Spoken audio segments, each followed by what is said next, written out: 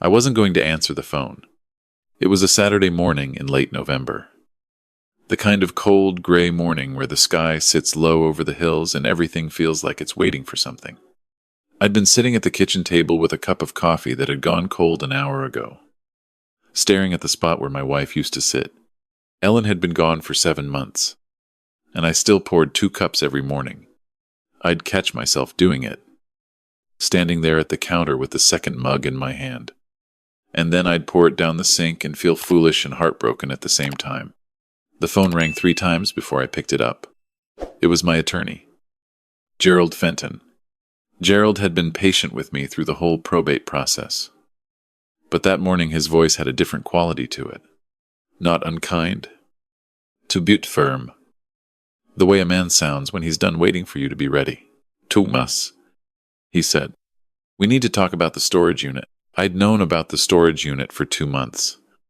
Ellen had rented it at a facility off Route 29, outside Culpeper, Virginia, about 14 miles from our house. I'd found the key in her nightstand drawer 3 weeks after the funeral, tucked inside a small brown envelope with the unit number written on the front in her handwriting. I'd put the envelope in my desk and hadn't touched it since. Every time I thought about going out there and unlocking that door, something in me shut down. It was the last closed space that still belonged to her. The last place I hadn't looked. And as long as I didn't open it, there was still one more thing left to discover. One more reason to believe she wasn't entirely gone. Gerald told me the lease was expiring, and the facility needed authorization to either renew or release the contents. He told me the estate couldn't finalize until the contents were inventoried. He told me he'd already extended the deadline twice, and the facility manager was done being flexible. So I put on my jacket and drove out there. The facility was one of those places you pass 100 times without really seeing. A long row of orange metal doors behind a chain-link fence on a 2-lane road between a feed store and a Baptist church. The manager's name was Carl. He was a heavy man in his 60s with a Redskins cap and a clipboard who walked me across the gravel lot without saying much. When we got to Unit 27, he handed me a form to sign and then stood back while I put the key in the lock. I turned it and pulled up the rolling door, and the smell hit me first. Not unpleasant. Paper and dust and something faintly sweet that I recognized as the lavender sachets Ellen used to put in every drawer and closet in our house. The unit was small, maybe 8 by 10. There was a wooden desk pushed against the back wall, the kind you'd find in a schoolteacher's office. On the desk were 3 filing boxes, a laptop computer I'd never seen before, and a framed photograph of our family taken at Thanksgiving 11 years ago. Me, Ellen, our daughter Claire, and our son-in-law, Keith. I stood there looking at that photograph for a long time. Carl cleared his throat behind me and asked if I needed anything. I told him I was fine. He walked back toward the office and left me alone. I opened the first filing box. Inside were bank statements, dozens of them, going back 6 years, organized by date with color-coded tabs, the way Ellen organized everything. I recognized some of the account numbers as ours. The joint checking, the savings, the account we'd set up for property taxes. But there were others I'd never seen. Statements from a bank in Fredericksburg I'd never used, under the name of a trust I didn't recognize. And in the margins of those statements, in Ellen's careful handwriting, were notes, small annotations in pencil, arrows connecting certain deposits to certain withdrawals, question marks next to names I didn't know, and one name I knew very well, circled 3 times on a statement dated 14 months before Ellen died. Russell Page. I sat down on the concrete floor of that storage unit and I stared at that name. Russell Page had been my best friend since 1978. We'd grown up on the same street in Warrenton. We'd played football at the same high school, dated girls from the same church, stood in each other's weddings. When I started Brennan Custom Woodworking in 1991, Russell was the one who helped me get my first contract. When I needed someone to handle the legal side of buying our house on Deer Creek Road in 2003, Russell was the attorney I called. When Ellen was diagnosed with pancreatic cancer in the fall of 2024, Russell came to the house 3 times a week for 4 months and sat with me on the porch and let me talk or not talk. Whatever I needed, and there was his name, circled 3 times in my dead wife's handwriting next to a transfer of $62,000 into a trust I'd never heard of. I loaded all 3 boxes and the laptop into my truck. I left the desk and the photograph. I drove home in silence with the radio off and my hands tight on the wheel. And I carried everything into the house and set it on the dining room table and stood there looking at it the way you look at something you know is going to change your life if you let it. I started with the bank statements. It took me most of that afternoon and all of that evening. I am not an accountant. I'm a carpenter. I build things with my hands and I understand numbers the way a man understands them when he's been running a small business for 30 years. Well enough to know what's right and what's wrong. Not well enough to see how someone might hide the wrong inside the right.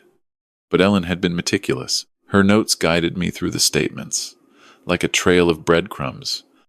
By midnight, I had a rough picture, and it made me sick.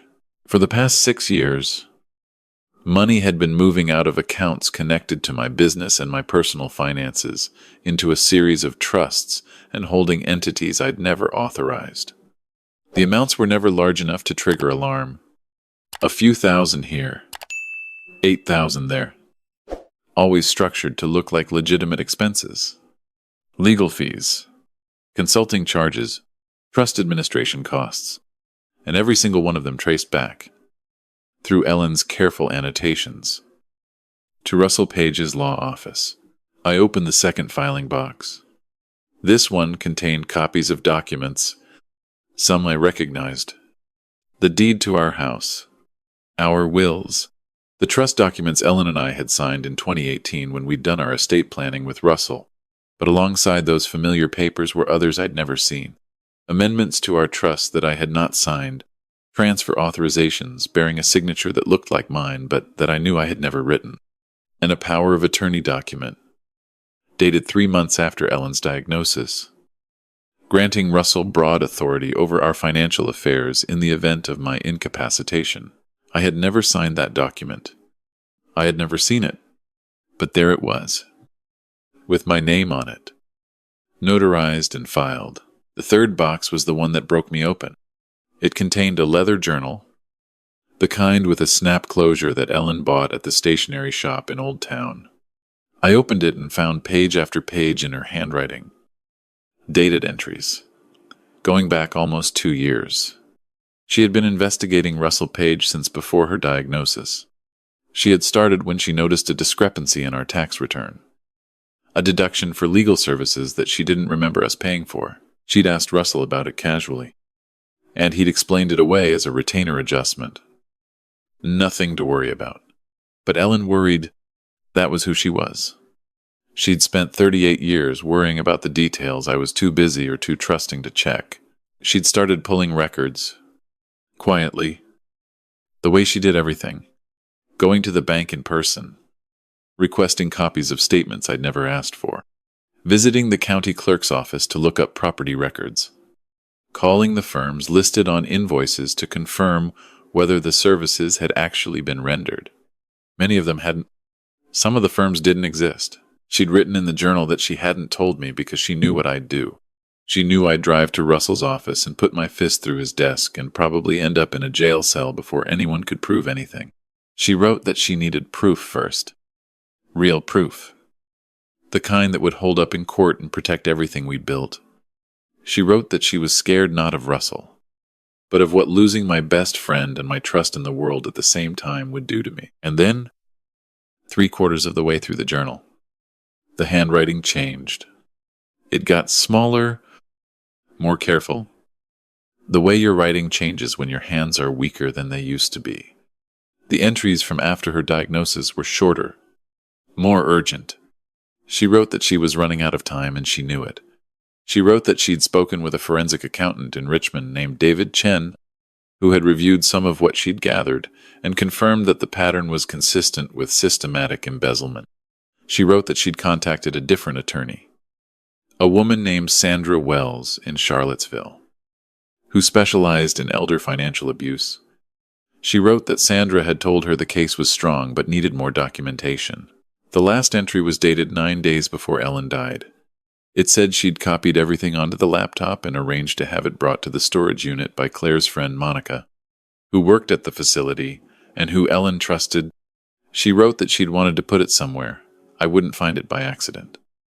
Somewhere it would be safe until I was ready. She wrote that she'd told Gerald Fenton about the storage unit and asked him to make sure I went there when the time was right. But not before. The last line she wrote was this: "I'm sorry I couldn't finish this for you. I know you'll be angry, and I know you'll be hurt, and I know you'll want to handle it yourself. But please, Thomas, let the right people handle it. Don't let him take anything else from us. I love you. I have always loved you. Ellen." I closed the journal and I sat at that table until the sun came up. I didn't cry. I was past crying. What I felt was something heavier than grief and sharper than anger. It was the weight of understanding that the woman I'd loved for 40 years had spent the last 2 years of her life fighting a battle I didn't know existed. And she'd fought it while she was dying. And she'd done it to protect me. I called Gerald on Monday morning. I drove to his office in Culpeper, and I put the 3 boxes and the laptop and the journal on his conference table, and I didn't say anything for a while. Gerald read through the journal first. Then he opened the laptop, which Ellen had left unlocked, with a sticky note on the keyboard that said the password was the date of our first dance at the Fauquier County Fair in 1983. Gerald went through the files for over an hour. Spreadsheets she'd built, scanned documents, screenshots of county records, copies of the forged signatures alongside my real ones for comparison. When Gerald looked up, his face was still not shocked. Gerald had practiced law for 30 years, and I don't think much shocked him anymore. But there was something in his eyes that I recognized because I'd seen it in my own mirror. It was the look of a man recalibrating everything he thought he knew about someone. He said the scope was larger than he'd expected. He said, based on a preliminary review, Russell appeared to have diverted somewhere between $350,000 and $500,000 over 6 years through fraudulent trust transfers, forged authorizations, and fabricated legal fees. He said the forged power of attorney was particularly serious because it suggested Russell had been positioning himself for even larger transfers, possibly including the house itself. In the event that I became ill or incapacitated, he said he wanted to bring in David Chen, the forensic accountant Ellen had already contacted. He said he wanted to coordinate with Sandra Wells. He said I should not, under any circumstances, say anything to Russell. Not a word. Not a hint. He said I should continue to behave exactly as I always had, because if Russell suspected anything, documents would disappear and accounts would be closed and trails would go cold. I asked Gerald a question that I'd been carrying since I read the journal. I asked him whether it was possible that Russell had influenced Ellen's medical care, whether a man who had positioned himself inside every aspect of our legal and financial lives might have also positioned himself near the decisions being made about her treatment. Gerald was quiet for a long time. Then he said that was a question he couldn't answer, but that it was a question he would make sure the right people heard. I drove home and I fed the dog and I stood in the kitchen and looked at the chair where Ellen used to sit, and I made a decision. I would do what she asked. I would let the right people handle it. I would not drive to Russell Page's office and put my hands around his throat, which is what every cell in my body wanted to do. I would trust the process she had built, brick by brick, while she was dying. I owed her that. David Chen came to Gerald's office the following week. He was a quiet man in his 40s with a methodical way of speaking that reminded me of the way I measure wood. Precisely. Without waste. He spent 3 days with the laptop and the filing boxes and his own records, cross-referencing what Ellen had found against public filings and bank records that Gerald obtained through legal channels. When he was finished, he sat across from me and laid it out. The total amount diverted was approximately $420,000 over 6 years. The mechanism was a combination of inflated legal fees billed through Russell's firm, unauthorized transfers into trusts that Russell controlled, and forged documents that redirected investment returns. Russell had also used his position as our estate attorney to insert himself as a secondary trustee on accounts that should have been under my sole control. There were 17 separate forged or unauthorized documents in the file. David said it was one of the more thorough schemes he'd seen in a private practice context. Sophisticated enough to survive casual review, but not sophisticated enough to survive the kind of scrutiny Ellen had applied. David also confirmed something Ellen had suspected but hadn't been able to prove. Russell had not acted alone. His office manager, a woman named Brenda Holt, who had worked for him for 11 years, had notarized at least 9 of the fraudulent documents. Whether she'd known what she was notarizing or had simply stamped what Russell put in front of her was something David couldn't determine from the records alone. Sandra Wells filed a report with the Virginia State Bar and a criminal referral with the Culpeper County Commonwealth's attorney on a Tuesday morning in January. Gerald had coordinated with a detective at the county sheriff's office, a man named Ray Dawkins, who had reviewed David's findings and Ellen's journal and said he had enough to move forward. Gerald told me the timeline after that would not be in my control, and that I needed to be prepared for the possibility that it would take months. I told him I understood. I'd already waited 7 months. I could wait longer. What I could not do was stop seeing Russell in the meantime. That was the part nobody warns you about. In a small town like Culpeper, you don't get to avoid people. Russell was at the hardware store on a Wednesday afternoon when I went in for wood screws. He was at the diner on Main Street when I stopped for lunch. He came to the house one Sunday in early December with a bottle of bourbon and sat on my porch and asked me how I was holding up. I sat there and drank bourbon with the man who had been stealing from me for 6 years, who had forged my signature on legal documents, who had positioned himself to take my house out from under me, who had sat beside my wife's hospital bed and held her hand while she was dying, knowing what he was doing to us, knowing what she was dying, without being able to stop. I looked at him, and I nodded, and I said I was doing all right. And he patted my shoulder and said Ellen would be proud of how strong I was being. And I felt something inside me go very still and very cold. And I smiled, and I thanked him for coming by. The arrest happened on a Friday morning in late February. I know this because Gerald called me at 9:15 and told me it was done. Detective Dawkins and 2 deputies had gone to Russell's office with a warrant. Russell was charged with multiple counts of forgery, pilfrou, and embezzlement. Brenda Holt was charged separately as an accessory. By noon, it was on the local news. By evening, my phone had not stopped ringing. I want to be honest about what I felt. It wasn't satisfaction. It wasn't relief. Not exactly. What I felt was an emptiness where the anger had been like a room you've been living in for months that suddenly gets cleared out and you realize how small it actually was. I sat on the porch that evening with the dog at my feet and watched the sun go down behind the Blue Ridge, and I thought about Ellen sitting in the county clerk's office, pulling records, asking questions, building her case one piece of paper at a time while her body was failing and her time was running out. I thought about the courage that took, not the loud kind of courage that people write songs about, the quiet kind, the kind that sits at a desk with a pencil and a stack of bank statements and refuses to let someone get away with it.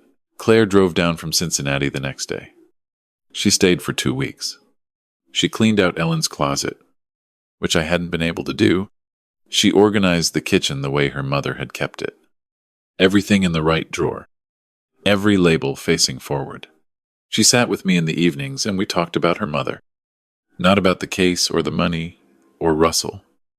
Just about who Ellen was. The way she laughed. The way she could never pass a bookstore without going in. The way she danced in the kitchen when she thought no one was watching. But she always knew I was watching. And she danced anyway. Claire told me something I didn't know. She told me that Ellen had called her 6 months before she died and told her about the storage unit. Not what was in it. Just that it existed.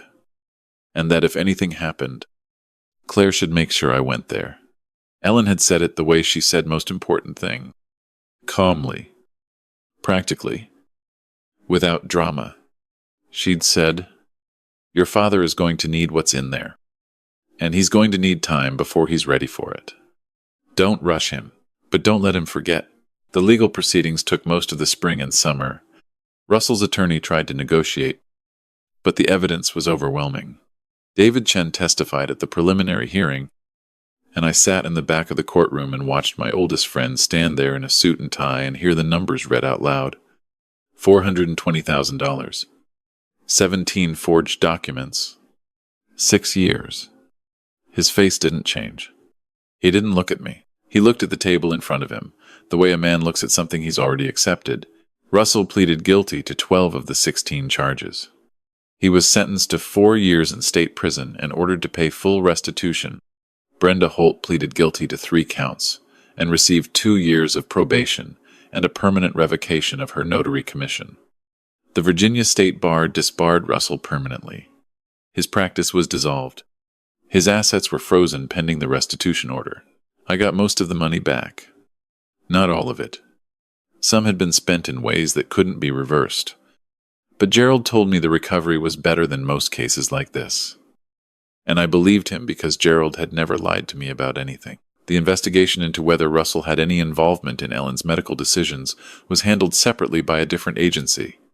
I can tell you that her oncologist was interviewed, and that her treatment records were reviewed by an independent physician.